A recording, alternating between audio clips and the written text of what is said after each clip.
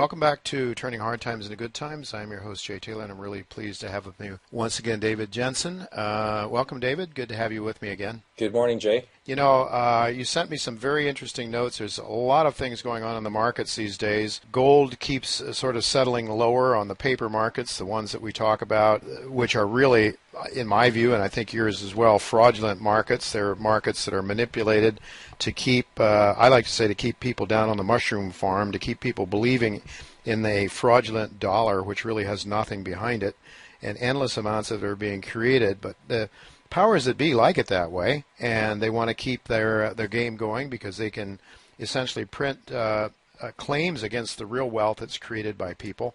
So, but there's a lot of interesting things going on. The Chinese and others around the world are not so happy about accepting these dollars anymore, and they're looking to compete with the Anglo-American empire or banking system, essentially. Setting up, the BRICS are setting up their own system, and we see that the Chinese have been importing huge amounts of gold, and Russia too, to a lesser extent, but Russia also has been importing gold from what I understand. But there's some other really sort of institutional changes that you and I have been talking about for some time, starting with the Shanghai Free Trade Zone. Talk to us a little bit about that. What's going on in Shanghai? And that's, as I understand it, a really purely physical market as opposed to the paper market that we have in London and New York, right? Yes, that's right, Jay. They went live last Thursday, the 18th, with trading in the free trade zone open to foreigners to exchange yuan for gold. Very quite low volumes. I haven't posted the premia today because we're recording on Sunday and I don't have access to comparative data at the same time between the exchanges. But we'll continue posting those in the weeks ahead. But it is, Luke Grauman, who's a member of our Austrian economics discussion group, posted his article regarding can the petrodollar survive low interest rates, and really the frustration of the oil producers in the dropping value of the dollar versus oil, and the inability of the bonds which they hold to hold value in terms of the face. And that now it used to be that $1,000 would buy 60 barrels of oil, and now $1,000 only buys about 10 barrels of oil. So that's evidence of the declining value, and that feeds into that free trade zone because he is postulating that free trade zone is facilitating the reignition of the petrogold trade again. And I think that's what's going to happen with that reopening of the free trade zone. And really that comment of the Chancellor of the Exchequer last week, I know we touched on it, but it was really a stupendous announcement that he made, which was carried by the Chinese state news agency, that Britain had confidence in the potential of the RMB to become the main global reserves currency, and that's currently the USD, the US dollar. So I mean, there is the UK really making a statement against the US dollar at the same time that the yuan is being buoyed now by the implicit backing, or the new, what you can call a gold exchange standard being started in Shanghai. So really amazing times that we're heading into here, Jay. It seems like it. It just seems like an incredible statement, because you would think that Britain, being so aligned with the United States, would not want to see the dollar lose its prominence as the world's reserve currency. Yeah. And you would think that the British would be the last thing they would want to encourage. So it must be that they sort of see like the handwriting on the wall. Yeah, or they've got long memories. 250 years ago, they were in conflict with the United States and were unceremoniously pushed out of the country. So, the Constitution of America and the whole concept of personal rights and freedoms and property rights and sound money is one that doesn't go very well with oligarchs. No, it certainly doesn't. But then, on the other hand, you could also say that it doesn't go very well with the current leadership in the United States either, because they're certainly basically turning their thumbs down on the Constitution. All of our our Congress, our executive branch, the courts. Nobody seems to pay any attention to the Constitution, which says that we're supposed to declare war before we send our boys and girls off into danger, into harm's way, or we're supposed to have gold and silver as money and not the fraudulent stuff that we've had. So it seems to I've sort of been of the mind that the United States is sort of aligning itself and has really basically thrown out the Declaration of Independence and and our victory over England in 1776, and actually had joined sides again with the powerful banking interests that have ruled the Anglo-American empire. But what you're suggesting to me possibly here is that the real competition may be moving against the Anglo-American empire. In fact, and then when you lay this out here, as Luke Groman did, $1,000 used to buy 60 barrels, and now it buys only 10 barrels of oil. Well, it suggests that there are real economic forces that are undermining, and that's why I'm wondering if the British Chancellor of the Exchequer isn't really just simply looking at the handwriting on the wall, the reality of what's actually happening, which is that, as James Turk has always pointed out, gold always follows the wealth. And when the Western world becomes increasingly impoverished with its Keynesian economics and its massive amounts of indebtedness, well, we're sort of just giving the store away in many ways, and by consuming today and not saving and all that. So it seems, but those are really striking remarks coming from the Chancellor of the Exchequer for sure, George Osborne. Well, I mean, the U.S. is being undermined, I believe, from both within and without. And certainly the announcements there from the UK of issuing RMB or yuan bonds and supporting the global currency status, reserve currency status of the RMB.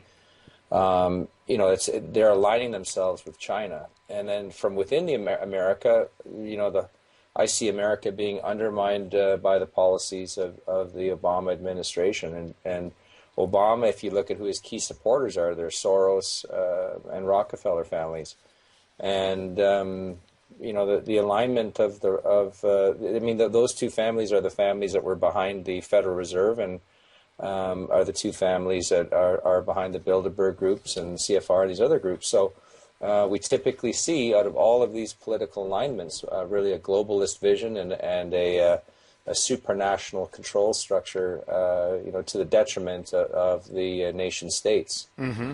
And the most powerful nation state is America, and it looks its currency is certainly being undermined.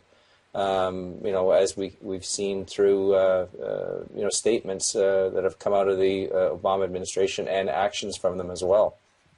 So these rich, powerful ruling elite, if they want to continue to dominate and gain control and wealth even more than the egregious amount of wealth they already have, that's undeserved and unearned in many ways, they have to really destroy the nation state essentially and get rid of sovereignty, which is really seems to me the policy of the American government right now. It doesn't want Russia to exist. It doesn't want China to exist. It wants to have dominance over the whole over the whole world essentially. And are you saying then that maybe these are some of the same players that are looking to destroy the dollar so that you create chaos and then out of chaos gain control? Is that what you think is going on here?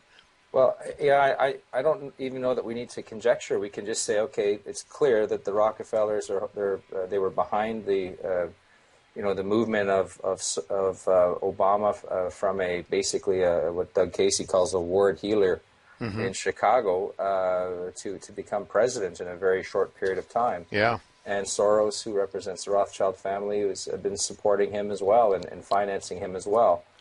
And we just have to, so Obama is being supported by those two key financial groups. Yeah. And we have the statement there that was made to Kyle Bass by a quote-unquote senior Obama administration official who's believed to have been Tim Geithner, saying, we are going to kill the dollar. Yeah. Very clear. Yeah. And, now the Chancellor of the Exchequer is speaking up, saying that, that the RMB is going to become the next global reserve currency, that they have confidence in the potential of it. Mm-hmm. So, I mean, we don't have to conjecture anymore. They're making clear statements. Mm-hmm. And, we'll put the references in the show notes and it's clear. It's not like, well, are they doing this or are they going to do that? There's clear statements being made. And we can see that the U.S. dollar is being basically undermined, and that instead of stabilizing and moving to a constitutional sound money system, they're actually just creating chaos with the U.S. dollar and supporting outside currencies. This is going to cause chaos both in the U.S. and in Europe. And the money trusts or the ultra wealthy monetary interests that have been in the UK and the City of London and in the United States and in New York, they're heavily into gold. We know that, and you just have to look at Citibank. I mean, if you look at Citibank and J.P. Morgan Chase, the OCC report, we can see that the Citibank and J.P. Morgan are the only two U.S. banks with very large, really with any derivatives holdings in gold and silver. Yeah, and they are tied. They are tied to Rockefeller Wealth, I believe. Yeah, well, David Rockefeller was a former CEO of J.P. Morgan Chase, and if you look at the history of Citibank and you look at the history of J.P. Morgan, the way that they were put together, the J.P. Morgan Chase, they've come primarily from Rockefeller banks, which have been combined to form those two entities. Mm-hmm. David, it seems clear to me and to you, but the mainstream isn't talking about any of this, of course, because they want to keep their dirty deeds hidden. That is, the people that are behind the mainstream, certainly, just like somebody who's breaking and entering into a house at night doesn't want the floodlights coming on.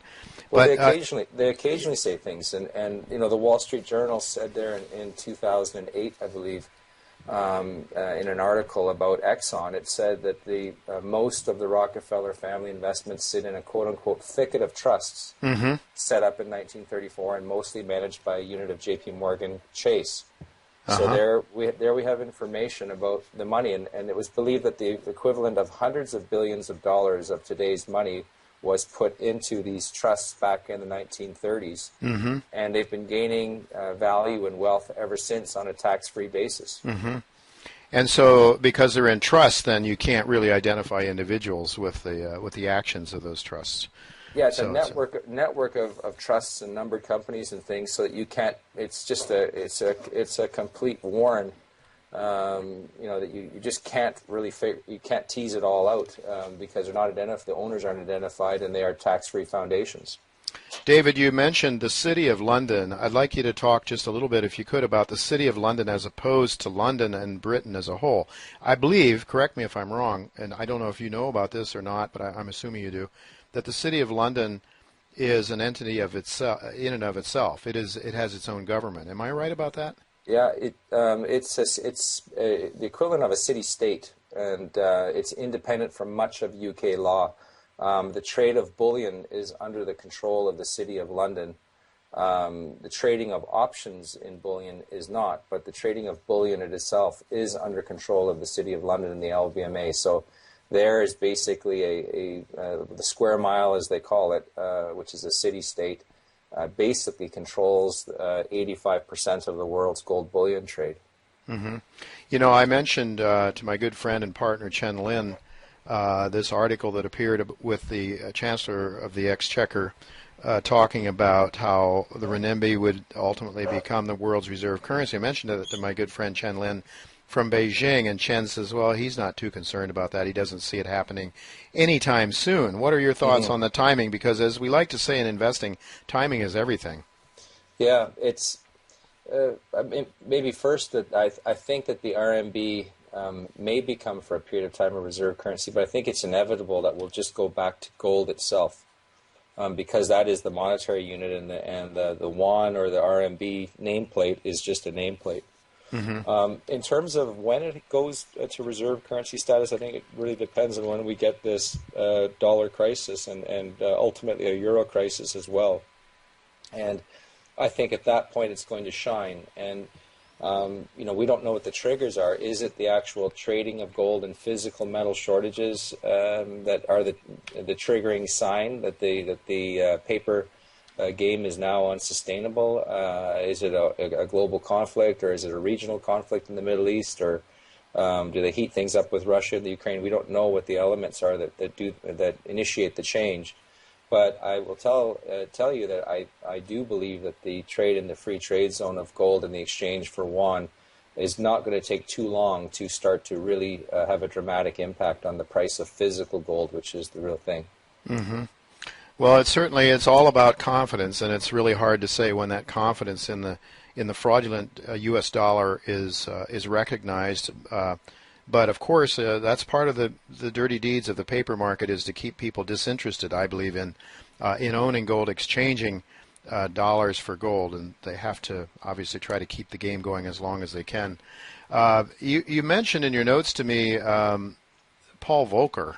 Paul Volcker, to me, it seemed to me, was the savior of the dollar going back, and I'm old enough, I don't think that you are, to remember exactly what life was like in the late 70s and 1980 when Volcker came in. My first mortgage in the early 80s was a 17.5% mortgage, David, and and Volcker really clearly slammed the brakes on the money creation, or at least reduced the increase in monetary stimulation at that time, sending interest rates up, sending the gold price from $850 down to, I don't know, $200, $300 or so. A very sharp decline and a long 20-year bear market in gold, a sustained period of economic growth, I think in part thanks to liberalization of trade and the Reagan administration's tax cuts and so on and so forth. But the combination of everything. So Volcker is looked at as a hero. I suppose, though, not so much to the people that were owning gold at that time as people who wanted to stay in the paper game. And certainly, it's been quite a run for fiat money, hasn't it been, since Volcker did that? But what's your view of Volcker now? I had much of that view of him myself, and then can now see that he was the the principal architect of getting taking away the golden foundations of the U.S. dollar. He was also Obama's principal economic advisor before he became president, and in the transition team. And we see again, Volcker was a special assistant to David Rockefeller when he was CEO of J.P. Morgan Chase, and so there's that name again. Yeah. The Rockefeller money is behind Obama, and it was Volcker wasn't acting on his own when he was getting the USD off of gold. He was acting for the interests whom he worked for and whom he represented. Mm-hmm. So, I mean, here we go again. People talk about it in terms of conspiracy theory, but it's just deal with the facts. Mm-hmm. And there they are. And it's Paul Volcker that's saying that he was the principal planner of getting the U.S. dollar off of gold. Now the yuan is going on to gold, and we have a changing of the guard. David Rockefeller is a huge fan of China and what they did under Mao with 60 million people dead. He still says he thought it was the most successful example of social transition in history. I mean, it's just insane, the views of the violence that occurred under Mao. And here we go. We've transferred the gold to China, and the U.S. dollar has been destabilized, and the reins of power are being handed to the Chinese and Oriental factions. Well, to what extent, David, do you think it's hard for me to believe that the Rockefellers, probably the Rothschilds digging deeper into this structure, would just let their wealth disappear? I can't imagine that they're not protecting themselves, buying gold, or even trying to gain some influence within the Chinese society itself. I don't know. But we know that the daily fix for gold was run by the Rothschilds for a century, for gold and silver, and they exited the market in 2005. It's at the same time, by the way, as AIG exited the market within a month or two of each other, and they were both believed to have been in a gold crisis in the late 90s when Gordon Brown sold the British people's gold, 400 tons of it. Mm-hmm. It is believed to have been a crisis for those two entities, and they both exited the gold market at that time. So I don't know. They've run the gold market, and we know the gold market is corrupt. They were running the gold market when the introduction of unallocated or paper gold was introduced in the UK in the 80s. And that is what has destabilized the world's gold price and caused this enormous credit bubble around the world. So facts are facts. Well, we got credit bubbles around the world. We've got increased monetary and economic distortions and chaos occurring, although things seem to be somewhat stable right now. Various technical analysts, though, that I'm following are very concerned about the equity markets now and the debt markets. I mean, everything seems to be very unstable to me, viewing the world through the eyes of an Austrian Austrian economic perspective. It's certainly the Keynesians don't feel that way. They think they're doing the right thing, I suppose. But so we have this chaos economically and in the financial markets, in the monetary system. But we're looking, though, also at a lot of chaos geopolitically. And, you noted to me that ISIS was created, funded, and supported by Western, Saudi, and other Gulf states. So here we have the countries that are supposed to be our closest allies, in many cases, are providing all this financing for these violent Muslim, really violent Muslim groups like ISIS. What do you make of that? As are we, right? They're in there with the United States. Yeah, that's true. That's true. We provide money to these various groups that turn out to be our enemies. Well, it doesn't make any sense, David. Well, it's the whole Benghazi affair was about transferring troops to ISIS, transferring weapons to ISIS, and a deal gone bad there in Benghazi. And the creation of that entity is justification for the eternal war on terror, and it's also justification for presence in the Middle East. And I believe that it's not going to be just a dollar crisis. It's going to be a Western currency crisis that we have coming. And the gold exchange wand is going to set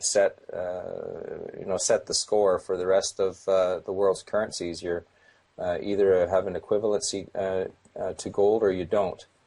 And what I can see happening is a number of things, but that it's going to cause enormous social disruption when we have a dramatic drop in the buying power of our currencies, which is planned by the Obama administration, which Kyle Bass was told was the plan.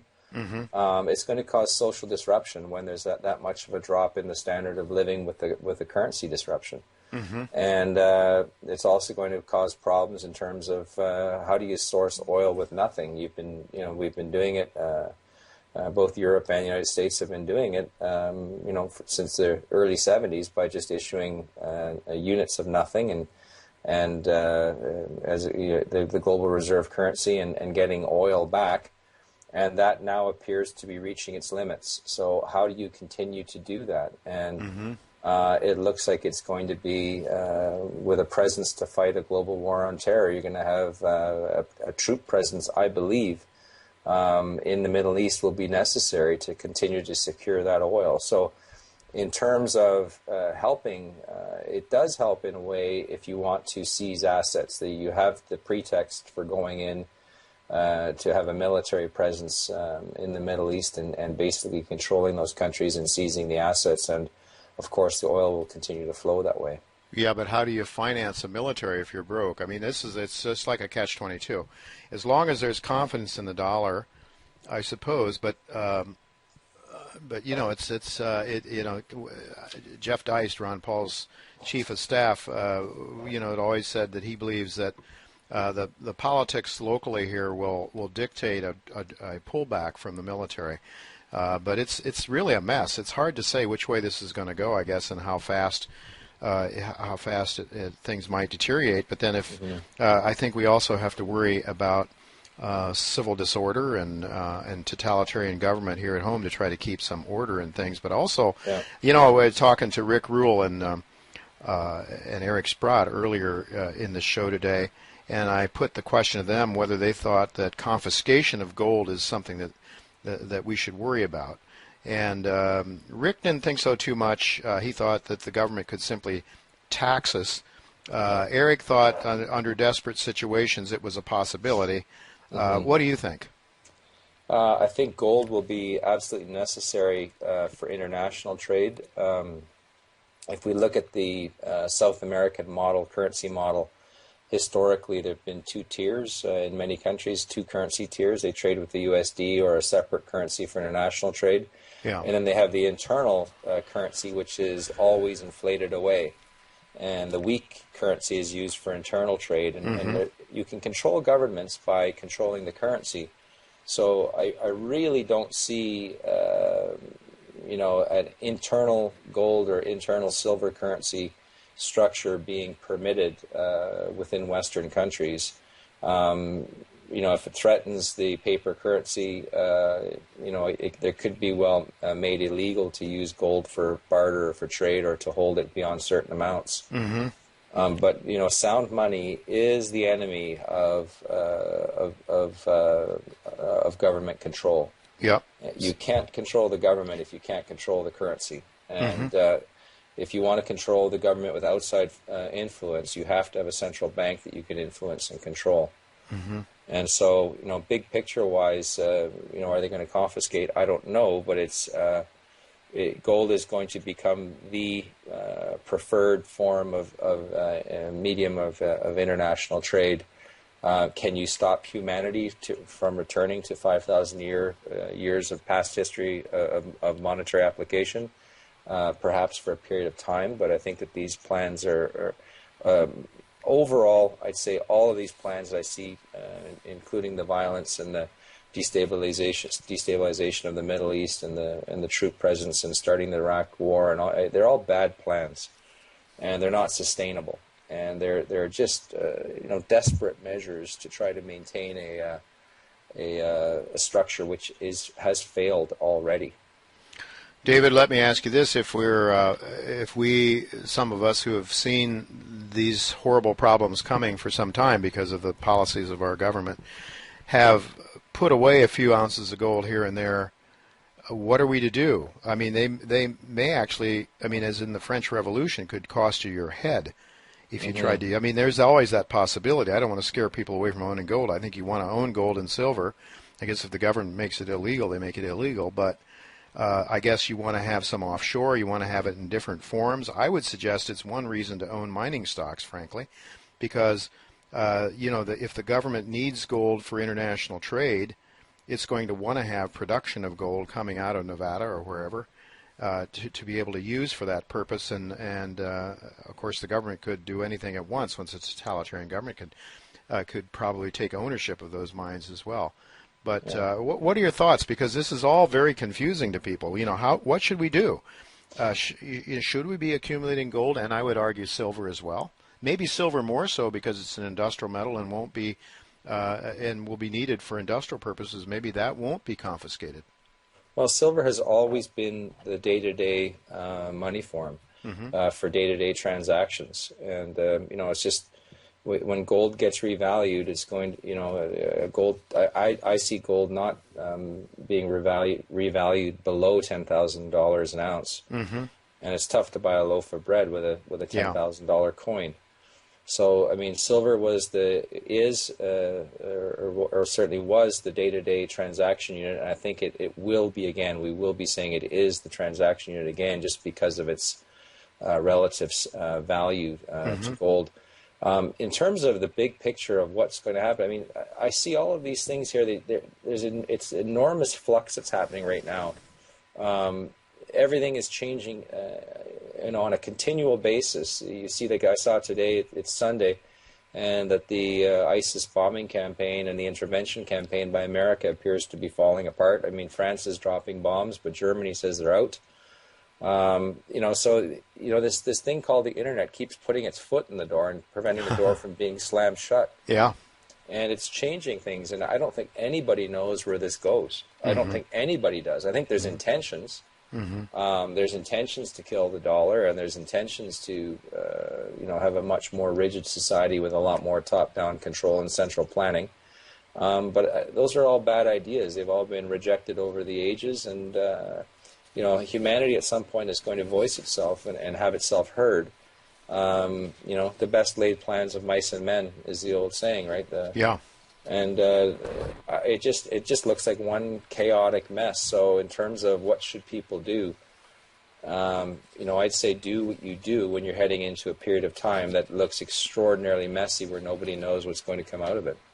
I don't think anybody knows. I don't think anybody knows about confiscation. We can only conjecture. But it's the same as these gold flows over the last several decades, and the numbers that we see put up by the World Gold Council and GFMS. Nobody knows these things. They're just estimates. They're guesstimates.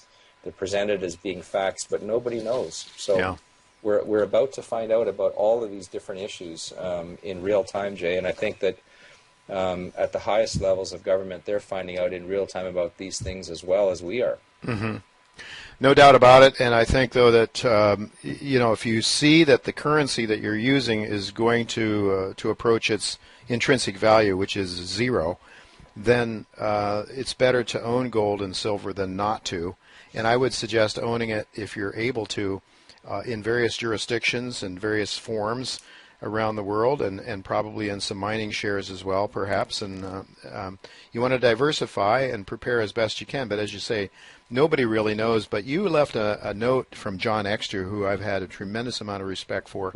I met the man once at a coat check many years ago, former member of the Federal Reserve Board of Governors, and he was also looked after the U.S. gold hoard at one point in time, was a real gold bug, was a friend of Ludwig von Mises, and Exter was always a deflationist, but very much a believer that we needed or should keep our currency attached to gold. But he made a quote here that you passed along to me, and I think it's really probably a good place to end our discussion today. I'll read the quote. Exter said, "The marketplace is a crime and punishment world, and this Federal Reserve credit expansion is the greatest monetary crime of all time. Accordingly, the punishment will be far and away the greatest punishment of all time." End of quote. Now, David, John said this. He passed away a number of years ago, long before the 2008-2009 explosion, or at least he wasn't of sound mind when that happened. So he made that statement a long time ago, long before these trillions and trillions and trillions of more dollars have been created. What do you suppose John would be saying to us now? I think the same thing. Basically, that there is a reckoning coming. I mean, essentially, if you read John Exter's writings, and just an incredibly lucid, intelligent person, but when you read his writings and his thoughts, he's basically saying that the U.S. dollar will collapse without gold backing it, and that gold will go to extraordinary heights in value. And he told Paul Volcker that as well, and Paul Volcker said, "I hope you're wrong." John is not wrong. John Exter is not wrong, and Volcker knows that well now, if he did not then. Yeah, John Exter is not wrong. History tells us that, and of course, people don't read history and study it, or if they read it the way they want to see it, and they believe it the way they want to see it, then they're doomed to repeat it. That's what we're taught, and history is something that Americans don't learn anymore. It's not taught, or if it is, it's taught in a way that's a revisionist history that suits the ruling elite. Any more thoughts today, David? What should we be doing? What should we be looking for this week as we go forward? Well, I'll follow the free trade zone pricing structure, but overall, Jay, is that it's essential that we get our monetary system back to a sound gold footing, both in Europe and in North America, Canada and America, and it's essential that we do it. America and Canada have hundreds of millions of ounces of gold in the ground. We know there's extraordinarily large deposits in Alaska, and we're finding them now all the time in British Columbia. I think BC is going to become one of the hottest mining zones. Oh, I agree with you. Yeah. In the world. But I mean, even the Pebble deposit up in Alaska, which is a low grade, mind you, but the gold is there. There's 60 million ounces there. Yeah. So there is gold, and the more we're looking, the more we're finding. And Ascot Resources, you and I have talked about that in the past. It looks like they've got another one, and a large one, and Pretium certainly has a large 20 million ounce deposit. So the gold is there. We just need to get to work. We need to get this gold out of the ground. We need to get it in the hands of the populace, and we need to stabilize our monetary system before this one caves. And we need to do what we need to do to restructure our monetary system and the bond market, and get these too big to fail banks shut down. We need to shut down J.P. Morgan Chase. We need to shut down Citibank. We need to shut down Goldman Sachs. And I think it's inevitable that will happen because they will fail, these institutions. But it's essential that we deal with the monetary system crisis, which is coming. And John Exter was no fool, and his writings have stood the test of time, and I think we've really got to look to him and not kid ourselves anymore about where this is going. It's time to get to work here to restructure and to stabilize. Yeah, I would agree with all of that. The only thing I would say along the lines of some very wise people that I've talked to in the past, they're suggesting that political change isn't likely to happen, but the forces of the forces of the markets and economics are likely to force some change along the way. But I think that it's important to talk about what we're talking about so that when that change comes, there's a vacuum that is filled with the right policies and the right understanding about what caused the problems to occur. David, and I think that that's the most we can do, other than the fact that we also need to first and foremost look after ourselves. It reminds me a little bit of when you get on an airplane and they're going over the instructions if things go wrong and the oxygen mask falls. Put it on your child, put it on yourself first, and then take care of your child. So I think what we need to do is take care of ourselves first. And strengthen our own financial well-being as much as we can, and then our friends, and then hopefully in that way, and then also just talk about sound money, as Ron Paul has done, as we do on this show every week. That's what China is doing too, Jay. That's what China is doing, yes. They're telling their citizens to buy gold and silver. They can see what's coming. The state news agency tells their people to buy metal. Yep. Right? Our governments aren't saying that, but theirs are. And so they are realigning and preparing themselves for this tidal wave of social disruption that's coming. Yeah, our governments aren't saying it, but some very powerful interests inside our governments that control our governments. There's indications that those people, the Soroses and the likes of those extremely super rich people, are in fact buying huge amounts of gold right now, while at the same time telling us to keep conning us into buying the dollar and the stock market and so forth. Well, I want to thank you again, David, for being with us, and really look forward to catching up with you next week for some more news that might be heading our way. Things are changing very rapidly, as you noted. Thank you very much, Jay.